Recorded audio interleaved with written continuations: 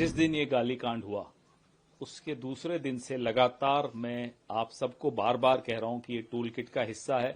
इस tool kit में अगला चरण है कि प्रधानमंत्री बिहार में जाकर रोएंगे और कहेंगे ओ देखो मुझे गाली दे दी। वही हुआ न। कांग्रेस में कोई ऐसा नेता या कार्यकर्ता है जो किसी की मां का अपमान कर सकता है। मैं पूरी उम्मीद है मुझे कि बीजेपी में भी ऐसा नहीं होगा। जो व्यक्ति कहता है मैं नॉन बायोलॉजिकल हूं, वो किसका अपमान कर रहा है?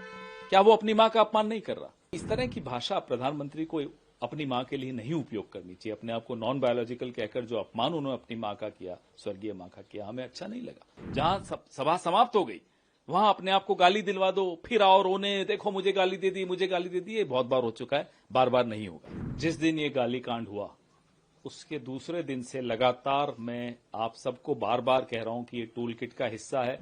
इस टूल किट में अगला चरण है कि प्रधानमंत्री बिहार में जाकर रोएंगे और कहेंगे ओ देखो मुझे गाली दे दी। वही हुआ जो कहा मैंने 4 दिन पहले, ये हो रहा है आपके सामने।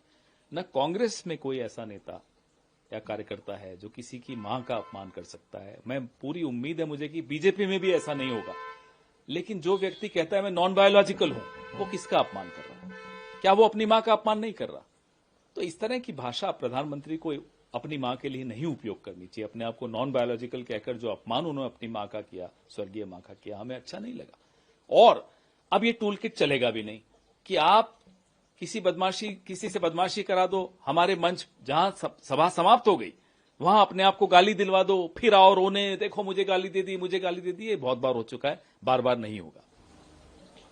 एक और मामला, जब आपने आज सुबह अपनी बात कही, उसके बाद बीजेपी ने प्रेस कॉन्फ्रेंस करी और कहा, राहुल गांधी ने सीधा सवाल पूछा, सोनिया गांधी की भी बात कही कि जो आपके 2 पवन खेड़ा जो है उनके 2 बने हुए हैं वोटर आई कार्ड, उसके बारे में जानकारी थी क्या?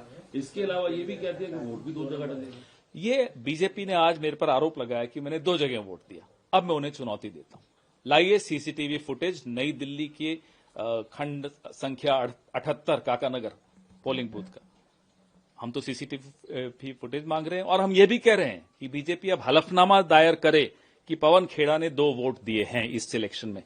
अब फिर उसके बाद बात करते हैं।